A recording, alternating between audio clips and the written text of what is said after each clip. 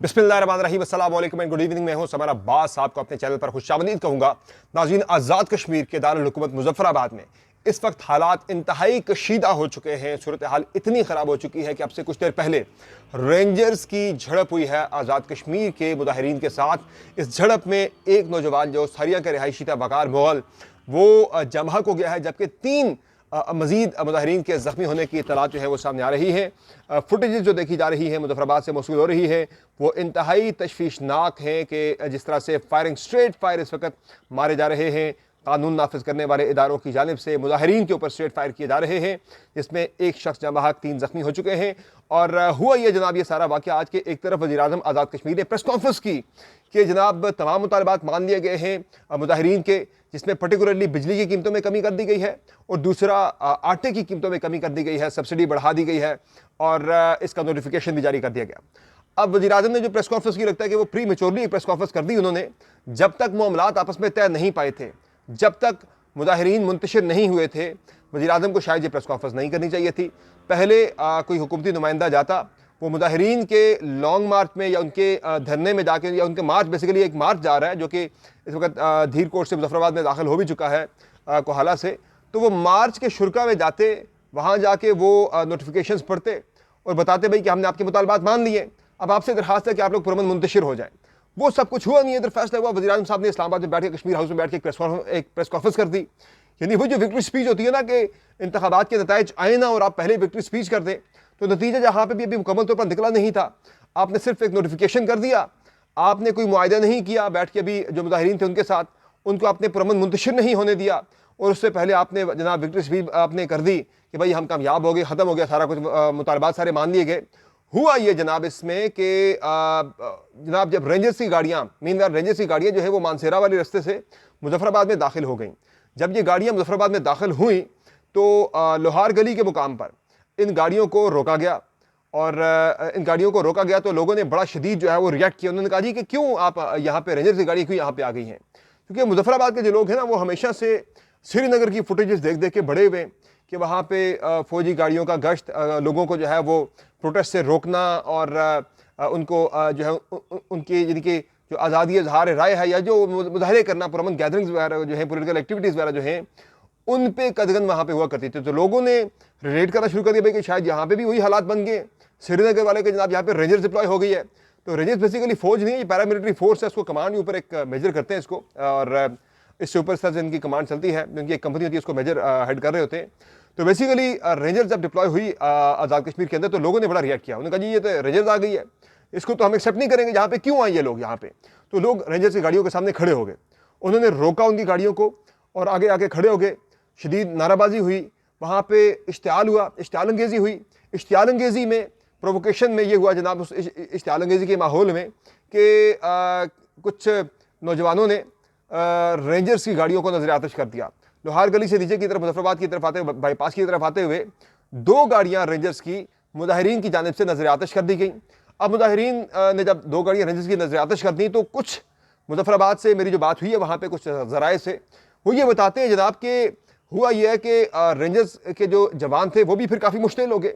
उन्होंने कुछ घरों में घुस के कुछ नौजवानों को मारा पीटा, ख़वातीन वगैरह का भी कोई भी लिहाज वगैरह नहीं किया गया। ये गैर मुसद्दिक़ा इत्तलात है जो कि मुझ तक पहुंची है मुजफ्फराबाद से। बाकी जो असल जो यानी कि जो वाक़या हुआ जिसमें एक नौजवान जमहक हो गया, तीन ज़ख्मी हो गए, वो ये हुआ जनाब कि जब रेंजर्स की गाड़ियाँ जलाई गई तो वो फिर पब्लिक भी जब सामने आई, एक जुलूस जा रहा था, काफिला जा रहा था। जो आई विटनेसेस बताते हैं कि जो मेन जुलूस है एक्शन कमेटी का जो चला है रावला कोर्ट से, वो मुजफ्फराबाद में तकरीबन दाखिल हो चुका है, और उस जुलूस का छतर के मुकाम पर इस्तकबाल होना था असम्बली सेक्रेटेरिएट के बिल्कुल सामने। तो उनके इस्तकबाल के लिए मुजफ्फराबाद से एक लोकल काफिला जा रहा था, काफिले की सूरत में लोग जा रहे थे उनका इस्तकबाल करने के लिए, मुजाहिरीन का जो लॉन्ग मार्च के शुरा थे उनका। तो रास्ते में रेंजर्स ने जो उन पे शेलिंग हुई, पथराव हुआ। पथराव के बाद फिर उन्होंने फायरिंग करना शुरू कर दी।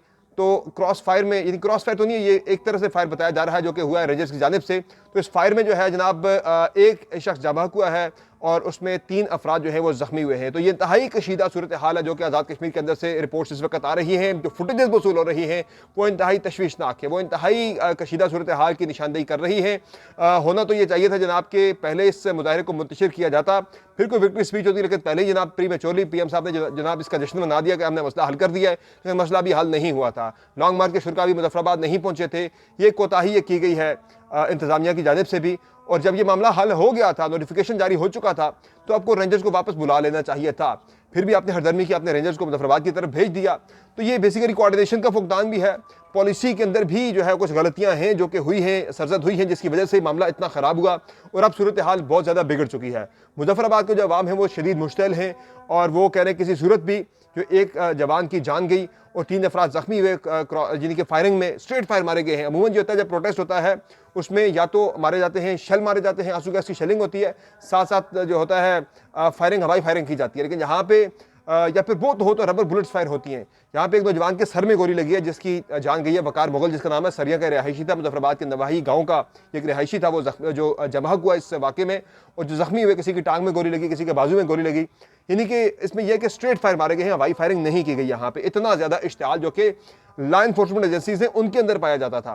तो ये हालात काफ़ी इस वक्त ख़राब हो चुके हैं। बाकी जो मुआहिदा तय पाया, आज़ाद कश्मीर गवर्नमेंट ने बिजली का नोटिफिकेशन जारी किया जनाब के, जो यानी कि 1 से लेकर 100 यूनिट तक इस्तेमाल करने वाले जो सार्फिन हैं वो बिल अदा करेंगे 3 रुपये फ़ी यूनिट। जो लोग यूनिट इस्तेमाल करते हैं 200 से लेकर 100 से लेकर 200 वाले, वो पे करेंगे जनाब 5 रुपये फ़ी यूनिट। और जो यूज़ करते हैं 200 से 300 तक वाले, 300 यूनिट तक वाले जो सार्फिन है जनाब, वो पे करेंगे 6 रुपये फ़ी यूनिट। और इसके अलावा जो कमर्शियल रेट है वो होगा 10 रुपये, और उससे 300 से ज़्यादा का जिनका कमर्शियल का बनता है वो 15 रुपये फ़ी यूनिट पे करेंगे। और इसी तरह से आटे की कीमतों का भी जनाब कर दिया गया तयन कि आटे में जो 20 किलो फाइन आटे का थैला है उसकी कीमत 1000 रुपये मुकर्रर कर दी गई, और जो 40 किलो यानी 1 मन का आटे का थैला है उसकी कीमत मुकर्रर कर दी गई 2000 रुपये। गवर्नमेंट ऑफ एजुकेशन ने अपनी तरफ से 1000 रुपये सब्सिडी इस पर इंक्रीज़ कर दी। और इस सारी जो ये पैकेज दिया गया है गवर्नमेंट ऑफ एजुकेशन की जानिब से कैलकुलेट करके ये तकरीबन 23 अरब रुपये बनता है सालाना। तो उस पर आज़ाद कश्मीर हुकूमत को आज वफाकी हुकूमत ने भी, वज़ीर आज़म शहबाज शरीफ ने भी एक इजलास शेयर किया था तमाम स्टेक होल्डर्स के साथ, जिसमें अब वज़ीर आज़म, आज़ाद कश्मीर और दीगर जो अहम लोग हैं वो शामिल थे, तमाम स्टेक होल्डर्स। तो उस मीटिंग में ये तय पाया जनाब, एजुकेशन गवर्नमेंट ने जब सारे आदाद शुमार बताए कि जनाब ये कोई 23 अरब रुपया बनता है सारा, तो वो 23 अरब रुपये जो हैं वो अदा कर फेडरल गवर्नमेंट ने फैसला किया हम फौरी तौर पर 23 अरब रुपये की एक ग्रांट जो है वो आज़ाद जम्मू कश्मीर को हम वो जारी कर देते हैं, फंड्स जारी, बेसिकली फंड्स जारी कर देते हैं, ग्रांट ही मिलती है वहाँ से। जी हम फंड्स जारी कर देते हैं 23 अरब रुपये के फौरी तौर पर। तो वो ये जो पैकेज है वो 23 अरब का पड़ा है। बाकी इसके अलावा ये भी यकीन दहानी करवाई गई वज़ीर आज़म की जानिब से जनाब कि हम जो मराहत हैं वज़रा की या हुकूमत की, वो मराहत भी हम कम करेंगे, खर्चे भी कम करेंगे। तो ये मोटे मोटे मुतालबात थे। लेकिन एजेके के लोगों ने आज ये साबित किया है पूरे पाकिस्तान के ऊपर, पूरी दुनिया के ऊपर, कि अगर आप अपने हक के लिए लड़ना चाहें, खड़े होना चाहें, चाहे उनका तरीक़ाकार ठीक था नहीं था, जो सब कुछ हुआ वो इंतहाई अफसोसनाक चीज़ें सामने आई हैं बीच में, लेकिन जो भी हुआ उसमें इस वक्त जो ज़्यादा हाइप इस एहतियात को मिल रही है पूरे पाकिस्तान के अंदर, वो इसीलिए मिल रही है, मैंने कल भी बात की थी इस पर, कि लोग ये कह रहे हैं कि भाई आज़ाद कश्मीर छोटा सा खिता है, वहाँ के लोगों ने जो चाहा मनवा लिया, रियासत से बज़ौर ताकत मनवा लिया। तो पूरे पाकिस्तान के अंदर वो कह रहे हमारा मैंडेट छीन लिया गया, हमारे में बाकी बड़ा कुछ हुआ, लेकिन उस तरह से हम लोग अपना हक नहीं ले सके जिस तरह से एजेके के लोगों ने लिया है। तो इस वजह से भी काफ़ी बात हो रही है। फिर आज अडयाला जेल से इमरान खान साहब का पैगाम भी इस हवाले से आया। उन्होंने अपने रद्द-ए-अमल का इजहार करते हुए ये बताया है कि जनाब आज़ाद कश्मीर के अंदर जो हालात बने हुए इस वक्त, उसकी जिम्मेदारी भी रजीम चेंज के ऊपर है। वो कहते हैं आज़ाद कश्मीर के अंदर भी गवर्नमेंट तब्दील की गई, पाकिस्तान तहरीक-ए-इंसाफ हुकूमत को हटाया गया, और गिलगित बल्तिस्तान के अंदर भी तहरीक-ए-इंसाफ हुकूमत को गिराया गया, तब्दील कर दिया गया, जिसकी वजह से आज ये दोनों खिते जो हैं वो इंस्टेबिलिटी का, अदम इस्तेकाम का शिकार है। पर्टिकुलरली आज़ाद जम्मू कश्मीर जो है वहाँ पर हालात ज़्यादा ख़राब हो चुके हैं। इसके अलावा जनाब इस सूरत हाल में जो मेन इस वक्त जो मामलात हैं वो मैं आपको बता रहा था, कल भी मैंने बताया था, इशारा दिया था कि वज़ीर आज़म आज़ाद कश्मीर चौधरी अनवारुल हक जो है उनकी कुर्सी काफ़ी ज़्यादा ख़तरे में नज़र आ रही है। चूँकि ख़तरे में इस सेंस में है कि कल जरदारी साहब से जो मुलाकात हुई थी पीपल्स पार्टी की, पार्लिमानी पार्टी की, मैं उसके अंदर का हवाला आपको ये बताता हूँ कि उस मुलाकात में जरदारी साहब पे, चूँकि पीपल्स पार्टी पे प्रेशर भी है कि जिस तरह से आप देखें ना बलोचिस्तान में सरफराज बुगटी पीपल्स पार्टी का ऐसा नहीं थे, इलेक्शन से महीने पहले शामिल हुए, वज़ीर आला बन गए एक सूबे के। इनके बारे में भी चूँकि तहरीक-ए-इंसाफ के टिकट पर आए थे और इलेक्ट भी पीटीआई के टिकट पर हुए थे, बाद में इन्होंने पीटीआई का एक बागी ग्रुप बना लिया। और अब जनाब इनको ये भी है कि कोई जरदारी साहब ने प्रपोजल ये रखी है कल पार्लिमानी पार्टी के सामने जनाब के ने, अगर ये पीपल्स पार्टी में शामिल हो जाए, वैसे टेक्निकली शामिल हो नहीं सकते, मैं आगे चल के इस पर बात करता हूँ, यदि शामिल हो जाए जनाब तो इसके बारे में क्या राय है। दो लोगों ने इस राय को जो है इसकी हिमायत की, बाकी लोगों ने मुखालफत की पीपल्स पार्टी की, पार्लिमानी पार्टी ने। तो दूसरी जनाब यह है कि इनको हटा दिया जाए, इनको हटाकर पाकिस्तान पीपल्स पार्टी अक्सरियती पार्टी है तहरीक इंसाफ के बाद आज़ाद कश्मीर के अंदर, तो पाकिस्तान पीपल्स पार्टी जो है वो अपनी हुकूमत वहाँ पे बना ले। कुछ बंदे तहरीक इंसाफ के ग्रुप के तोड़ के एक धड़ा उनका फॉरवर्ड ब्लॉक बना के उनको साथ मिला के नून लीग को मिला के पीपल्स पार्टी अपनी गवर्नमेंट एजेके में बना ले। तो इस हवाले से जनाब ये एक डिस्कशन चल रही है पीपल्स पार्टी के अंदर के जो ही अमन कायम होता है तो वहाँ पे मौजूदा जो वज़ीर-ए-आज़म है इनको रुखसत करके एक किसी और वज़ीर-ए-आज़म को वहाँ पे लगा दी जाए। चूँकि कल मैंने बात की थी कि स्टेक होल्डर्स में, इस्लामाबाद के अंदर बैठे स्टेक होल्डर्स में ये राय अब पाई जाती है, ये इत्तेफाक की राय हो चुका है कि एक ऐसी हुकूमत, एक ऐसी पार्टी की हुकूमत के जिसका कोई वजूद ही नहीं है, basically they don't represent Pakistan Tehreek Insaf. ये पाकिस्तान तहरीक इंसाफ की गवर्नमेंट नहीं है, ये पाकिस्तान तहरीक इंसाफ का एक ऑफ शूट था जो कि तहरीक इंसाफ छोड़कर एक वफाद परस्तों का टोला था जिसने हुकूमत बनाई आज़ाद कश्मीर के अंदर, या उनकी हुकूमत बनवाई गई वहाँ पे। तो अब ये किसी पार्टी को रिप्रेजेंट नहीं करते, ये सेंटर में किसी के सामने इनके अच्छे मामला नहीं है। तो अब सोच ये पैदा हो रही है कि वफाक की जो जमातें हैं जिसमें पीपल्स पार्टी है, नून लीग है, या इवन तहरीक इंसाफ, किसी ऐसी पार्टी को गवर्नमेंट मिलनी चाहिए जिसकी वफाक में जिसका कोई होल्ड हो या जिसकी वफाक में कोई से हो। तो अब इसीलिए जो है पीपल्स पार्टी सामने आ रही है कि पीपल्स पार्टी की गवर्नमेंट जो है वो आज़ाद कश्मीर के अंदर अगली कायम हो जाएगी। अगले चंद महीनों या चंद हफ्तों के अंदर अंदर ही ये मूव जो है आपको होती हुई नजर आएगी। लेकिन वज़ीर-ए-आज़म आज़ाद कश्मीर चौधरी अनवारुल हक जो है वो भी बड़े तेज़ हैं, उन्होंने कह दिया भाई कि अगर मेरी हुकूमत गिराने की कोशिश हुई तो मैं असम्बली तोड़ दूंगा और फिर आप करवाएं पूरे आज़ाद कश्मीर के अंदर फ्रेश इलेक्शन करवाना पड़ेगा आपको, मैं इस तरह से हुकूमत नहीं छोड़ूंगा। तो वो भी फिलहाल डटे हुए। तो ये जनाब एक सियासी पहलू है। इसके अलावा ज़रा मैं पाकिस्तान की सियासत की बात करूँ अगर, तो पाकिस्तानी सियासत के अंदर भी काफ़ी कुछ इंपॉर्टेंट चीज़ें हुई हैं। एक तो नून लीग ने यह फैसला किया जनाब के शहबाज शरीफ साहब ने अपना इस्तीफ़ा पार्टी कायद मियां नवाज शरीफ को भिजवा दिया बतौर सदर मुस्लिम लीग नून, और 18 मई को मुस्लिम लीग नून की मरकज़ी जनरल कौंसिल का इजलास बुला लिया गया है जिसमें मियां नवाज शरीफ का इंतखाब होगा मुस्लिम लीग नून के प्रेसिडेंट के लिए, और ख्वाजा साद रफ़ीक जो है वो मुस्लिम लीग नून के अगले सेक्रेटरी जनरल मुंतखब हो जाएंगे। नई तंजीम मुस्लिम लीग नून के सामने आएगी बेसिकली, और उसी इजलास के बाद ही जो मियां नवाज शरीफ की पहली स्पीच होगी उसमें तहरीक इंसाफ के साथ मुज़ाकरात के हवाले से भी मियां नवाज शरीफ की तरफ से कोई बड़ा ऐलान हो सकता है। लेकिन क्या तहरीक इंसाफ मुज़ाकरात करना चाहती है, उसमें खान साहब की जेल से आने वाली गुफ्तगू या बाकी चीज़ें जो हैं उसमें बड़ा वाज़ेह है कि तहरीक इंसाफ फिलहाल मुस्लिम लीग नून के साथ किसी किस्म के कोई भी मुज़ाकरात या बातचीत करने में इंटरेस्टेड नहीं है। वो कह रहे हैं हमने बात करनी है तो उनसे करें जिनके पास इख्तियार है, इनके पास तो कोई इख्तियार ही नहीं है। नून लीग 2 ऑफर भी कर चुकी है कि इमरान खान को रिहा भी किया जा सकता है अगर तहरीक इंसाफ बातचीत करने पर अगर एग्री करती है, तो खान साहब को जेल से रिहा भी किया जा सकता है इस मकसद के लिए। इस पर भी तहरीक इंसाफ फिलहाल राजी नहीं है। इसके अलावा एक और अहम खबर यह है कि अडयाला जेल में कैदियों के साथ मुलाकात पर फिर पाबंदी लगी है। खान साहब, शाह महमूद कुरैशी या बुशरा बीबी के साथ मुलाकात अगले 3 दिन नहीं हो सकेगी। सिक्योरिटी रीजंस बताई जा रही है जिनकी बिना पर यह पाबंदी अडयाला जेल के हुक्काम ने लगाई है मुलाकातों पर। बाकी जेल से जारी होने वाले बयानात के वाले से एक जो पाबंदी थी उस पर भी आज अदालत ने फैसला दे दिया है। तहरीक इंसाफ ने बड़े आज सलमान अकरम राजा ने और बाकी लोगों ने बड़े इस पर ज़बरदस्त दलाइल दिए भाई कि ये कोई पाबंदी आप लगा नहीं सकते। तो वो भी बेसिकली तहरीक इंसाफ को रिलीफ उस पर मिल ही गया कि भाई जो फ्री ट्रायल है उस पर मीडिया कवरेज बाकी चीज़ें जो है वो तमाम तकाजे पूरे होने चाहिए। ओपन ट्रायल के तकाजे जो हैं वो उस पर पूरा नहीं उतर रहा था। जो ट्रायल जो 190 मिलियन पाउंड केस का चल रहा है उसमें भी आज काफ़ी ज़्यादा लंबी चौड़ी जेरा हुई है लतीफ़ खोसा के ऊपर भी, और उधर से जो अमजद परवेज़ हैं उनके ऊपर अमजद परवेज़ पे काफ़ी लंबी चौड़ी जो है वो आज जेरा हुई।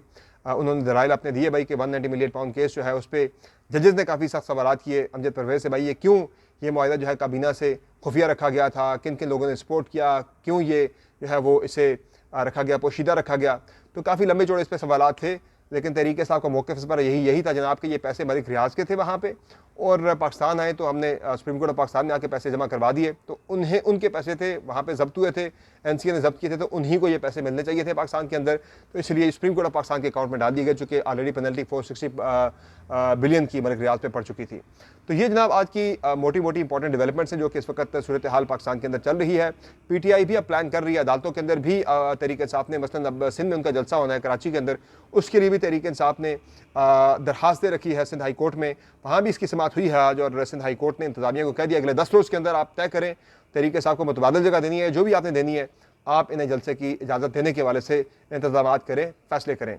तो चीज़ें इंतहाई अहम फेज़ में दाखिल हो चुकी हैं। आने वाले दिनों में आपको बहुत हद तक वाज़े जो पाकिस्तान का सियासी लैंडस्केप है वो बदलता हुआ नजर आएगा। तो दैट्स ऑल फॉर टुडे। इंशाल्लाह आपसे फिर मुलाकात होगी, इजाज़त दीजिए, अल्लाह हाफ़िज़।